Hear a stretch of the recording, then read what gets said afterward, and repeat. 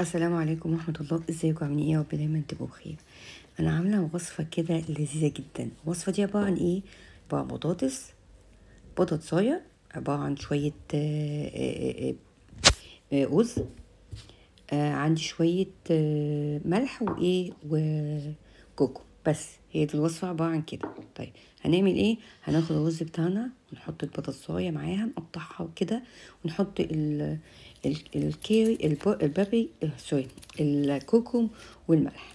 هنقطع البطاطساية كده، نحطها على مية مغلية، هنحطها على النار يستوي جدا. انا عايزاه يستوي يتهوي يعني، فاهميني؟ يعني زودوا المية وهويهم كده على النار. ولما تيجي بقى تغطي عليه عشان يستوي، يعني يخلي المية يبقى فيه زيادة. استوى عندي اهو، شايفين معجن ازاي؟ انا عايزاه كده. بعمل ايه بقى؟ هنزل بكل الحاجات دي، هعملها اما هرسة في هرسة البطاطس او هرسة في الهرسة ديت بتاعت يعني امهاتنا واجدادنا زمان. انا كنت شايلاها وناسيها خالص بصراحة، بس فعلا ممتازة.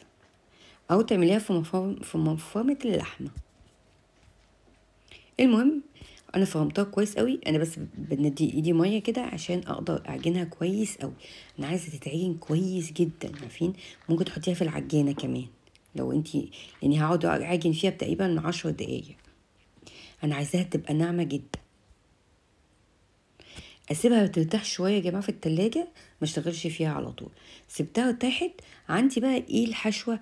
انا عندي ده مشروم وجبن. خلاص، شوحت المشروم كده في حته توم وشويه زبده زيت، نشفت واستوى، وحطيت عليه الجبنه. ده هوت دوج مع جبن.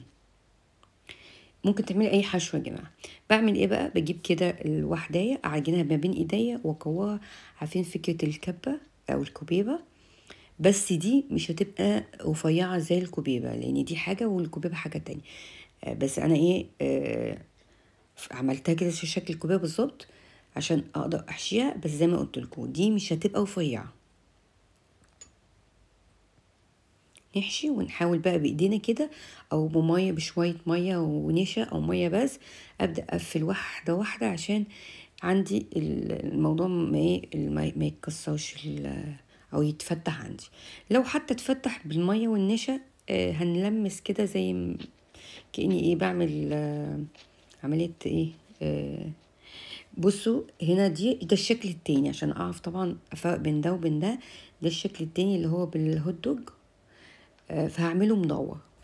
طبعا اعملي اي شكل انت عايزاه، ممكن تعملي شكل اسطواني لو في اي زيادات. بس زي ما قلت لك ما ترققيش قوي عشان اولا الجبن وانت بتتقلي ما تطلعش منك. اهم حاجه دايما ايدي في الميه او ميه بنيشه. ادي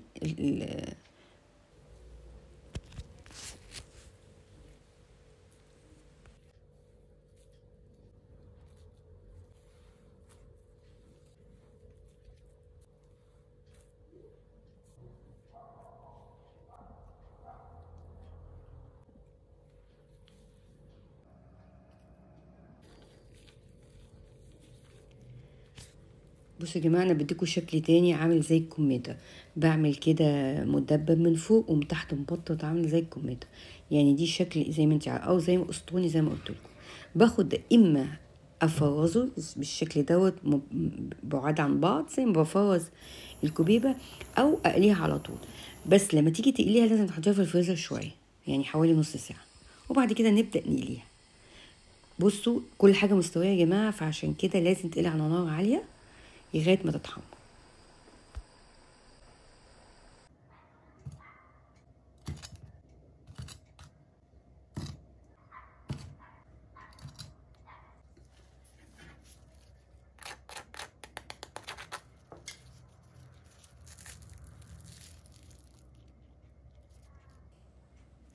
سامعين القرمشة؟ فظيعة يا جماعة، حلوة جدا، تنفع عزومات، تنفع في كل حاجة، حلوة قوي. جواب الوصفة ديت، ولو عجبتك ما تنسيش تشجعني باللايك سبسكرايب وفعل الجرس عشان يوصلك اي جديد انا بنزله. اقول لكم سلام عليكم.